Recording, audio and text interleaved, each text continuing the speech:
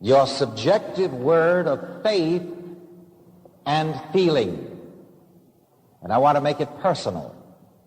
My subjective word of faith and feeling. Say that. My subjective word of faith and feeling. Now, what is my subjective word of faith and feeling? Your subjective word of faith and feeling is what you believe, say, and feel about yourself in the depth of your heart. Your subjective word of faith and feeling is what you believe and feel about yourself at gut level. Your subjective word of faith and feeling is your gut level belief and feeling about yourself. So repeat after me. My subjective word of faith and feeling is my gut level belief and feeling about myself.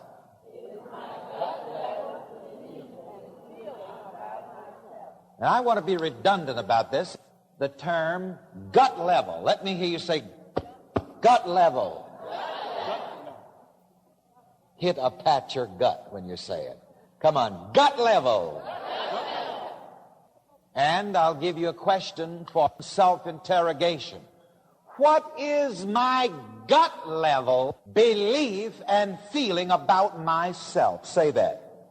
What is my gut level belief about myself?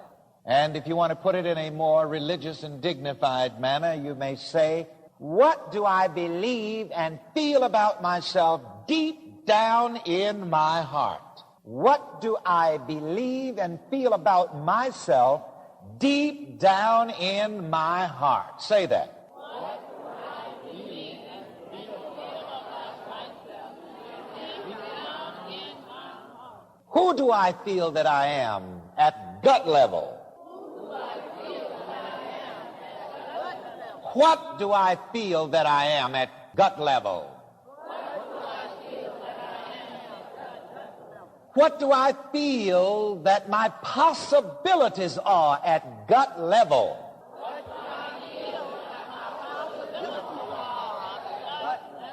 Now, these questions are for your self-interrogation on a daily basis. As a matter of fact, I think it is well for you to cross-examine yourself with these questions several times a day.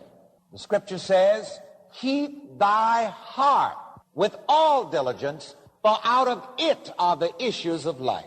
Be careful what you think about yourself and what you feel about yourself at gut level in the heart, because out of this gut level belief about yourself, out of this gut level thinking, out of this gut level feeling about yourself, come all of the experiences of your life.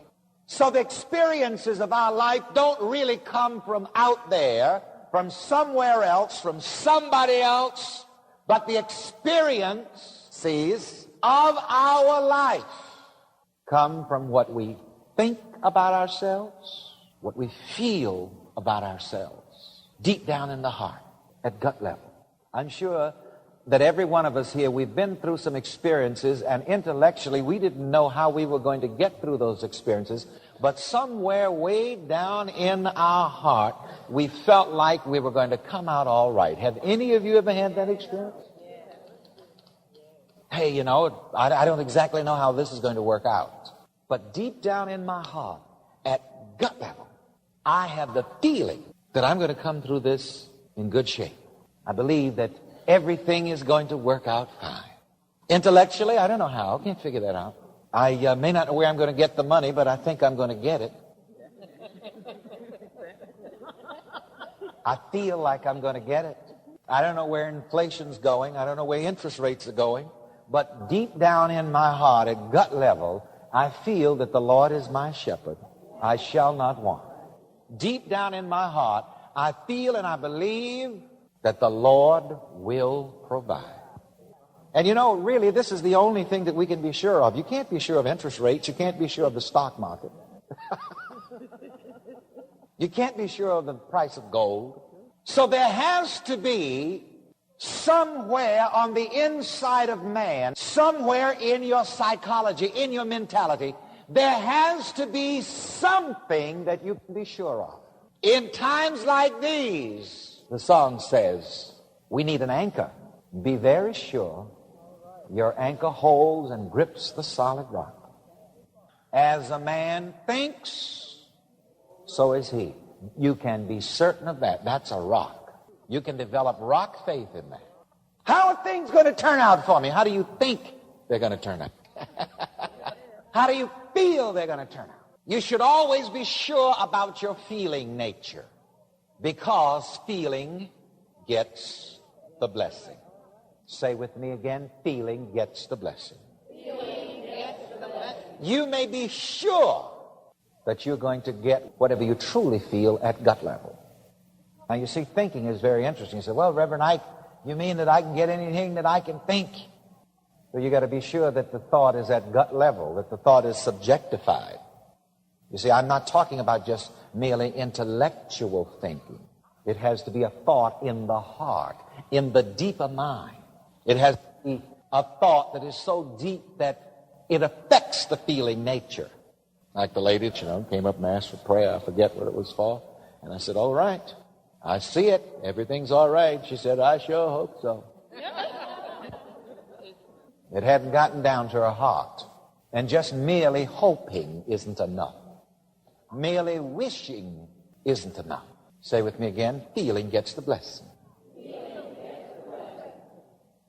Which takes us back into our final lesson in this Esau and Jacob series. Because as I've said time and time again, and I'll probably repeat some more in this final lesson, this is what the whole episode of Esau and Jacob is trying to show us. The father, the source of all blessing, the source of all life, said to Jacob, are you my very son Esau? And he said, I am. You cannot interpret this fundamentalistically, exoterically, and get a correct and true meaning, or else all you will see here is somebody telling a lie. All you will see here is a dirty deal, and that is not what the Scripture is dealing with. On the mystical level, the question could read, do you feel like you're the one that you wish to be? So as the question is written there, exoterically, you may write those words under it. This is really what it means. Do you feel like you're the one you wish to be? Notice, are you my very son Esau? Do you feel that you are really the one that you wish to be? Do you really feel like you're the one you wish to be? I like that. Say that with me. Do you really feel like you're the one you wish to be? Say it again. Do you really feel like you're the one you wish to be? And that's the question. If you want to be healthy, do you really feel like the one who is healthy? And you must make yourself feel like you are really the one you wish to be. Art thou my very son Esau? And he said what? I am. Ladies and gentlemen, I am is something which your feeling nature is continually affirming at the very depth of your being. Your feeling nature is always saying that you are whatever you feel that you are at every moment. So I am is not just a verbalization. Say that. I am is not just a verbalization. I am is also a gut level feeling. Say that. I am is also a gut level feeling. See, and I want you to understand that. It's good for us to get up and verbally shout, I am healthy, I am happy, I am loving, I am beloved, I am successful, I am prosperous, I am money. All of that's good, but it is good only insofar as it helps you to feel that you are that which you verbally say that you are. And this is sometimes how a lot of people miss it.